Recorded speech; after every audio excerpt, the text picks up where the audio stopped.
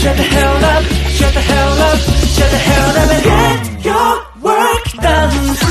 Subscribe to my channel. Subscribe to my channel. Mega love shout out mga kandusanan.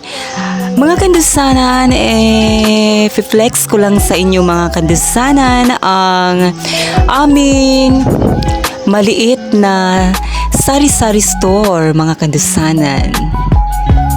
Ayan.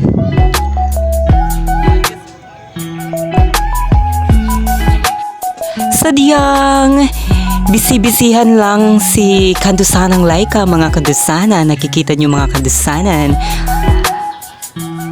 Bising-busy siya. Ayan, kanina pa yan excited mga kandusanan na mabuksan na ang maliit na sari-sari store namin mga kandusanan.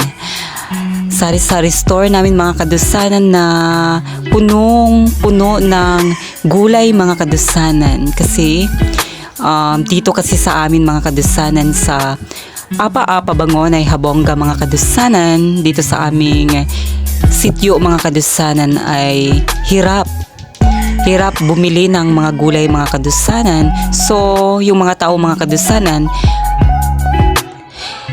dito na lang sila bibili mga kadusanan sa maliit na sari-sari store namin mga kadusanan kaysa pupunta pa sila sa bayan mga kadusanan. Mahal pa naman ang pamasahe patungo doon mga kadusanan.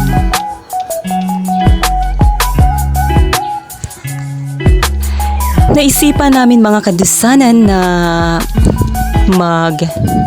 magtayo ng maliit na sari-sari store para naman mga kadusanan na makatulong mga kadusanan sa pang-araw-araw namin na pangangailangan mga kadusanan.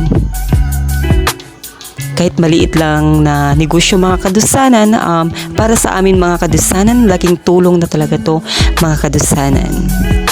Sa pang-araw-araw na pangangailangan namin mga kadusanan. Kasi sa hirap talaga ngayon, sa hirap ng panahon mga kadusanan, krisis na krisis talaga mga kadusanan, no?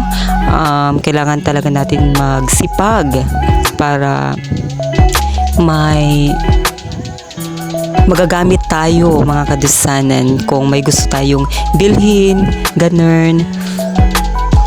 Ayan mga kadusanan, tanging hiling ng kandusanan nyo mga kadusanan, sana tumagal ang aming negosyo at lumaki pa and more customers to come pa mga kadusanan para may pagpatuloy namin ang aming maliit na negosyo at makilala pa ang aming sari-sari store dito sa Apa-Apa mga kadusanan at makatulong sa kanila na hindi na sila pupunta pa ng bayan para bumili ng mga kakailanganin nilang lulutuin mga kadusanan. At naisipan din namin mga kadusanan na magluto kami ng ulam dito mga kadusanan para yung mga kapitbahay namin mga kadusanan na may mga trabaho mga kadusanan at busy sila mga kadusanan at hindi na sila makapagluto sa kanilang bahay mga kadusanan. So, dito na lang sila bibili sa amin mga kadusanan.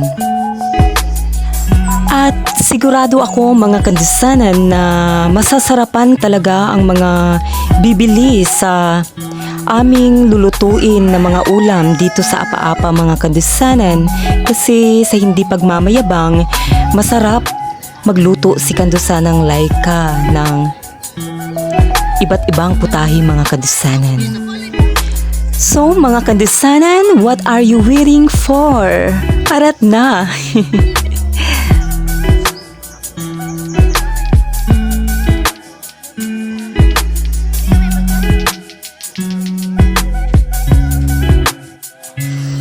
Ayan mga kandisanan, thank you for watching.